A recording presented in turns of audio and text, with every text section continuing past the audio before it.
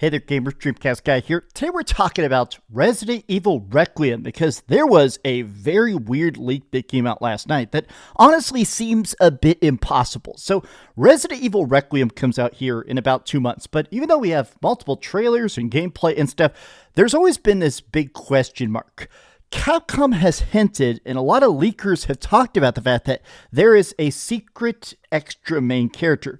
A lot of the talk is that it's going to be a very old Leon Kennedy. Maybe this is going to be the end of Leon Kennedy's story. Maybe even if he doesn't die, this is his final game before he goes into retirement. But this leak today has announced a character that frankly cannot be in the game. I want to talk about this because GameStop has said the pre-order bonus is maybe going to have Ethan Winters' daughter, Rosemary, in the game. And I want to talk about this because people are kind of debating whether this is real, whether this is fake, whether this is just an accidental errorist leak. But I want to break this down because I almost think the mystery around this game, I think it's on purpose.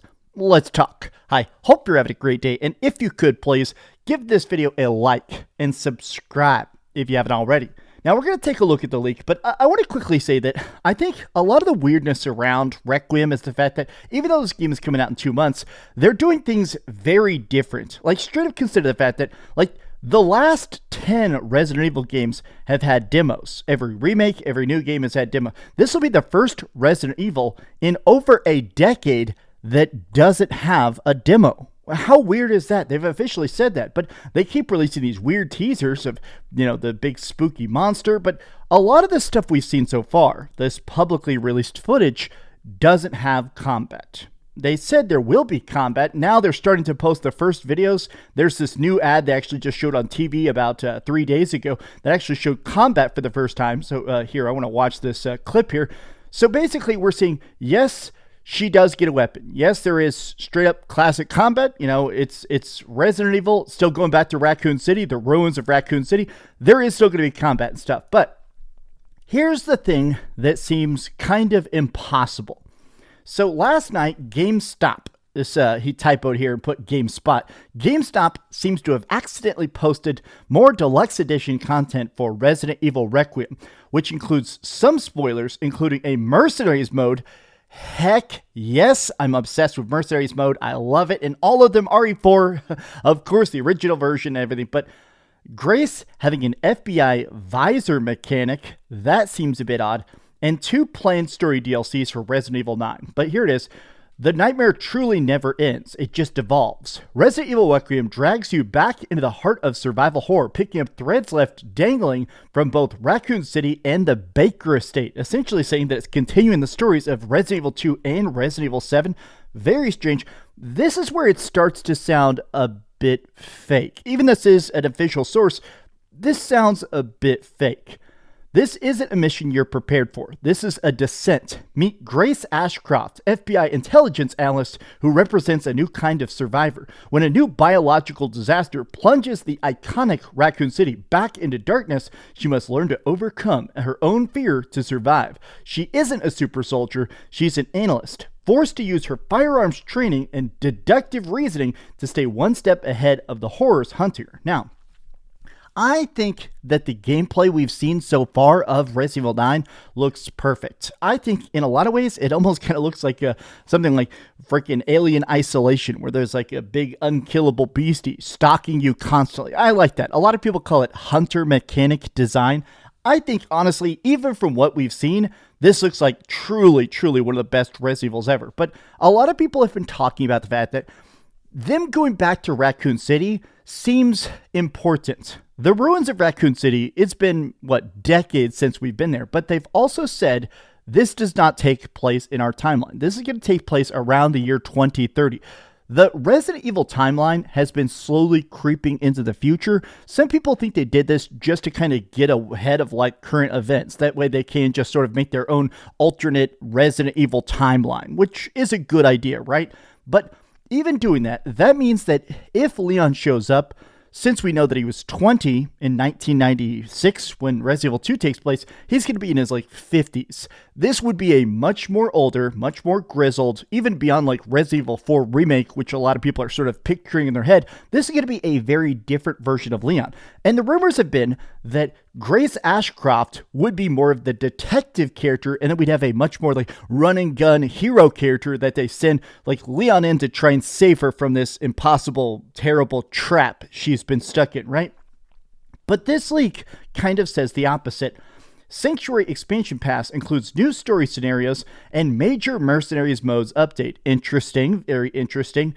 This is where it starts to sound fake, but I want to loop back on that in a second. Morphic Visor, a unique cosmetic look for Rose's visor. Shadow Walker costume pack, 3 exclusive outfits for Rosemary Winters. Now, who is Rosemary Winters? If you played Resident Evil 7, Resident Evil 8, a big crux of it is obviously Ethan Winters in Resident Evil 7 trying to save his wife. Once he saves her, Mia, they have a daughter in the second game, Resident Evil 8. And in Resident Evil 8, you save your daughter, Rosemary Winters, but it unfortunately costs Ethan his life. Then we had a very strange piece of DLC called Shadow of Rose, a very distant, far future, a DLC where we actually played as Rosemary, basically going on a psychic journey.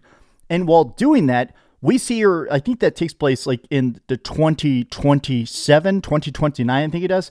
Even in that DLC, as cool as that was and stuff, it very much established a specific set-in-stone timeline. So we know that if Rose is actually in this, that means she'd be like 6 or 7 years old. She'd be like a little kid, which, you know, there have been little kids here and there in Resident Evil before. We've seen like Sherry Birkin and stuff, but this just doesn't seem accurate. Or if she is, I feel like she'd be a character that's like in the safe room that you're helping evacuate. It's the idea of them trying to give like alternate costumes or gameplay mechanics for a little psychic kid. That to me definitely does not seem correct. But also, this almost seems like a mishmash of a lot of the DLC we got for Resident Evil 8. Resident Evil 8 had story scenario DLC. It had a major Mercenaries mode upgrade. I think this is some sort of Eris chimera. I think they accidentally smushed a bunch of existing stuff on the back end together to make this. A lot of people are like, okay, if this info pans out, it's 100% on GameStop's main page, but there's weirdness about it. It does say Rose, which sets off red flags, I'll say, but hey, it is 100% from the GameStop pre-order page for that right now. I'll point out, let me look at this. Here was the other one. I'll say this up front. I'll report on it because it is GameStop, but I'm smelling something fishy about this. To keep tabs on it, but I put a strong take this with a grain of salt. But who knows? It is listed here, but I suspect it'll be taken down. A lot of people are saying this seems AI generated. The contents make little sense. AI generated is definitely a guess, and if so, it'd make a very good example of why not to use AI to handle these things. This description kind of smells like ChatGPT gibberish. Now, the reason a lot of people are saying AI is because there have actually now been a lot of examples where even big, giant, billion-dollar corporations try to use AI to just basically populate all storefronts. In a lot of cases, they're about 90% accurate. A lot of times if you tell AI, hey, just copy the existing, whatever pre-order bonuses everybody else has listed, copy it. Sometimes, though, the AI gets confused and it starts to combine. Like in this case, I think it's trying to copy the pre-order bonus details and the collector's edition details of both the DLCs for Resident Evil 7 and then a lot of stuff from like Resident Evil 8 and of course stuff from like Resident Evil 4. And it's made this weird mixed hodgepodge. Now, if you're somebody that really likes AI, maybe you'd say, how is this possible? There have been examples of people actually tricking AI websites to publish stuff that is completely false. Like, I'm very addicted to World of Warcraft. I play a lot of World of Warcraft with my friends pretty much every single day. There was a time once where people figured out that there was these websites that would find viral big topics on the World of Warcraft subreddit and turn them into articles. People decided that if they pretended there was a new NPC that was giving out quests and stuff, they could actually trick the websites into writing quest guides for quests that don't exist. Because these AI aren't actually playing the games. They don't really actually know what's going on. They're just scooping data and trying to feed it back to people searching for that on Google. This, to me, I think is fake. If Rosemary is in the game, honestly, That just does not make sense. I'm still 100% on board. Dusk Golem himself has done a lot of leaks claiming very concretely that it is going to be a Leon Kennedy game, and to me, that would be fantastic. You know, I really am a huge defender of Resident Evil Code Veronica. I know a lot of people, it feels like Code Veronica gets a worse and worse rep. It feels like people have turned against Code Veronica more and more over the years, but I always like that in Resident Evil Code Veronica, you start out playing as Claire Redfield, and about whenever you get to Disc 2 in the Dreamcast version, then you swap over to Chris Redfield. So you'll have this very different style of gameplay in very different places at the same time. I would love to see that done with this, where we play like half the game as Ashcroft, and then we swap over to Leon Kennedy. That to me would be incredibly, incredibly cool. But these are just some off-the-cuff thoughts. Do you think this is legit? And if it is, are you excited to see some version of Rose continue? Are you happy to see the Ethan Winters timeline continue? Tell me your thoughts in the comments down below. And if you enjoyed this video, be sure to give it a like, subscribe if you haven't already, and please keep dreaming. Thanks so much for watching that video. If you want to see something else, you can always click this link to see what I put up last, or, subscribe and see what's coming up next. Also, I promise that whatever I do, it'll try not to suck.